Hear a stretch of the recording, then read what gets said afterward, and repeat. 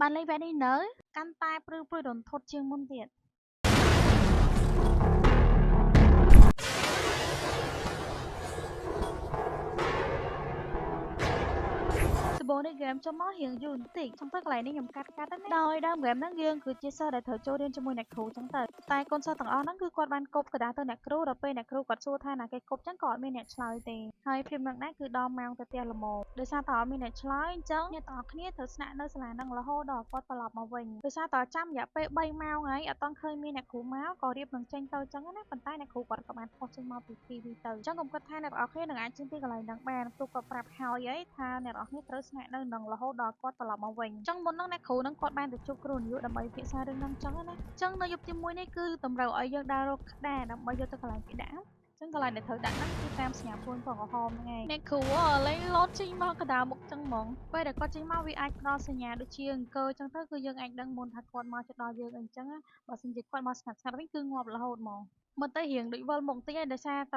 រត់ទៅដល់ពេលអញ្ចឹងយើងរៀងវិលទៅវិលមកដើម្បីមើលទិសដៅដែរឥឡូវយើងដើររកក្តារផ្សេងនិយាយទៅក្តារគេឲ្យរក13ហើយក្នុងមួយក្រុមយើងអាចចូលលេងបានហ្នឹងម្ដងបាន12នាក់ចឹង13ហ្នឹងគឺយើងសរុបទាំងអស់គ្នាមិនមែនថាយើងត្រូវយក13ហ្នឹងម្នាក់ឯងទេចឹងចូលម្ដងកន្លែងនេះចំណេញដែរបានក្តារ2យើងត្រូវដើររកកាក់ដែរយើងសន្សំកាក់ដើម្បីយកទៅទិញប្រដាប់ព្យាបាលណាចឹងពេលដែលវាប៉ះយើងម្ដងយើងអាចគ្រាន់តែគេមកជួយយើងអាចរស់វិញតែបើសិនជា2ដងគឺយើងស្លាប់ហើយណែមិញកណ្ដាលមុខឥឡូវអ្នកគ្រូមកស្ងាត់ហ្មងកន្លែងយប់ទី1ហ្នឹងគាត់ដេញអត់លឿនទេគាត់ដេញតែមួយផ្លែតបាត់គាត់ហើយប៉ុន្តែបន្ទាប់ដល់វគ្គទី2ទី3វិញគឺដេញយើងដេញឡើងយូរហ្មងដេញតាមយើងរហូតហ្មងចឹងឥឡូវក្តារគេរកបាន5ហើយនៅខ្ញុំ2ទៀតអានេះយកមួយបានទៀត3ចឹងយើងទៅរកកន្លែងដាក់សិនអត់ទាន់បានដាក់ផងមកពីមុខទៀតបាត់ជិះមែនលេងvậyហ្នឹងគឺសុវ័យខ្លាំងហ្មងរត់ទៅរត់មកហើយជាពិសេសហ្នឹងអាពេលអត់ទៅពេលអ្នកគ្រូហ្នឹងចេញមករត់បុកទៅអញ្ចាំងទេដឹងមិនចឹងនៅពេលដែលយើងប្រមូលក្តារបានតាំងប្រមាណគឺយើងយកមកដាក់នៅកន្លែងនេះយើងក្រោបវាទុកនៅហ្នឹងទៅគ្រប់13គឺយើងឡើងទៅវគ្គថ្មីមួយទៀតហើយខ្ញុំអត់សូវបានលេងបានទេឥឡូវនេះកន្លះខែទៅតែបានធ្វើវីដេអូមួយទៀតទេ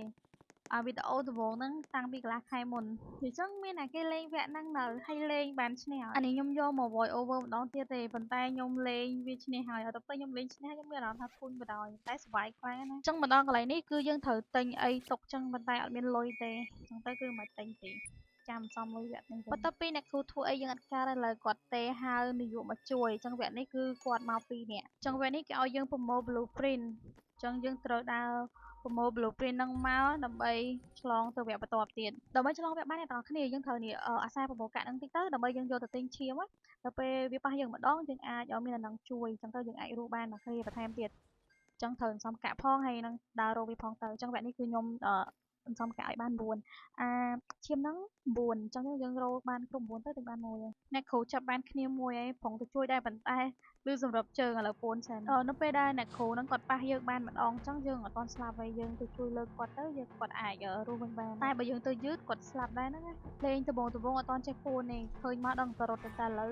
ពេលដែលយើងពួនទៅគាត់អាចកន្លងផុតយើងទៅបានBlueprintខ្ញុំរកទៅបានមួយក៏បាន2ហ្នឹងបាន2ដែរតាមិនប្រហែលជាគេជួយបាត់ហើយនេះជួបទៀតនេះ Blueprint ចាប់អត់ទាន់កើទេរត់សិនកន្លែងយប់ទី2នេះគាត់តាមយើងរៀងជាប់ជាងកាលមុនទៀតមែនលើកមុនគាត់តែឃើញយើងរត់ចេញផុតគាត់បានតិចផុតណាតែឥឡូវគាត់តាមយើងជាប់ហ្មង Blueprint អត់ទាន់មានណាគេដាក់បានមួយហ្នឹងទៅចូលតាមបន្ទប់ចេះតមកគឺត្រូវទៅចប់នៅក្នុងហ្នឹងហ្មងអត់មានកន្លែងបន្លោះចាញ់ទេគឺទៅទៅអីពេញហ្នឹងឯងខ្ញុំឆ្លងឡើងកូនសោនេះខ្ញុំមិនដឹងថាគេចាក់មិនបានបើកទ្វារបានណាក៏មកពីយើងចាក់អត់ត្រូវដោយសារតែរើសកូនសោហើយចាក់អាទ្វារដែលបិទហ្នឹងគឺចាក់អត់បានទេគ្មានអ្វីរន្ធត់ជាងពេលដែលទៅមុខជួបម្នាក់បកថយក្រោយជួបម្នាក់ទៀតទេអាហ្នឹងគឺរន្ធត់ខ្លាំងហ្មងមិញរត់កាត់ហ្នឹងឃើញមួយឥឡូវមករើសវិញកន្លែងព្រៃហ្នឹងក៏អត់សូវបានមកអញ្ចឹងមកពួនទៅហ្នឹងមកបើមិនជាយើងអត់ចង់ទៅដើររោនឹងគេតែបើមកទៅលេងរត់ពួនជាមួយគាត់អត់សូវសុបាយទេអ្នកគ្នាតយើងរុករោចឹងទៅប៉ះគាត់ម្ដងភ័យប៉ុន្តែសុបាយ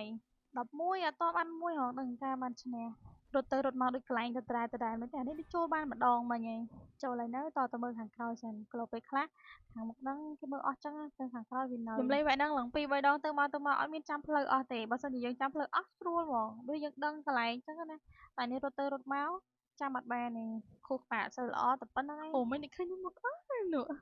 បកក្រោយវិញមកមួយទៀតឯងអូអាតានេះលេងលោតមកទាំងមុខចឹងហ្មងងឹតឆឹងអត់ដឹងទៅផ្លោះណាផ្លោះណី នេះមានរហូតដេញតាមយើងរហូតកន្លែងបន្ទប់កុំព្យូទ័រនេះអត់សូវមានណាគេចូលមកដល់អីណានេះនៅដេញទៀតតែពួនសែនអត់ខែទេតែអត់ពួនហ្នឹងមកឡើយ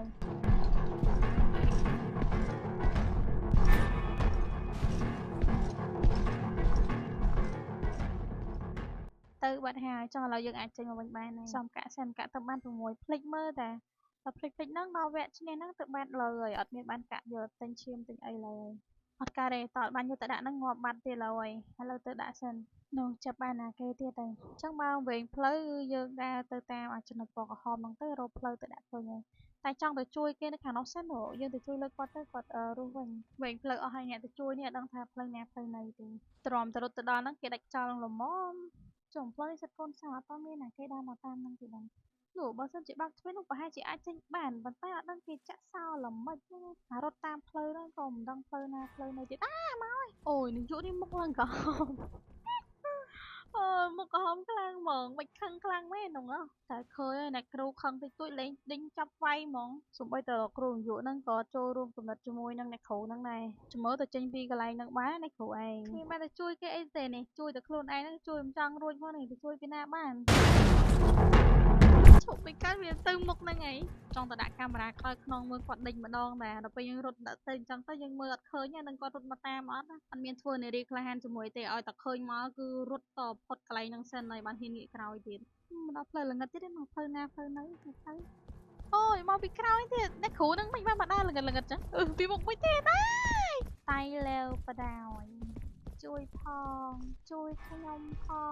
ងអ្នកគ្រូខខើណាស់អ្នកគ្រូជន់ខ្ញុំបើសិនជាមានអ្នកដែលបានមើលវីដេអូដល់កន្លែងភាគនេះអ្នកទាំងគ្នាបើសិនជាលេងហ្គេមនឹងដែរជួយដាក់ឈ្មោះនៅខាងក្រោមមកគឺខ្ញុំនឹងអេដទៅហើយយើងបានលេងជាមួយគ្នាតែខ្ញុំអត់សូវមានពេលលេងមែនទេអាចលេងបានតសៅរ៍អាទិត្យអីហ្នឹងពេលដែលអ្នកគ្រូចាប់បានយើងម្ដងចឹងយើងកុំព្យាយាមដើរទៅដើរមកកុំឲ្យអស់ឈាមណាហើយអញ្ចឹងទៅមានមិត្តភក្តិគាត់មកជួយលើកយើងទៅយើងអាចរស់វិញបានហើយអ្នកគ្រូហ្នឹងក៏អញ្ចឹងទៀតដឹងតែយើងហ្នឹងដួលអញ្ចឹងមិត្តភក្តិយើងមកជួយគឺគាត់ដើរទៅដើរមកដើរទៅដើរមកកន្លែងយើង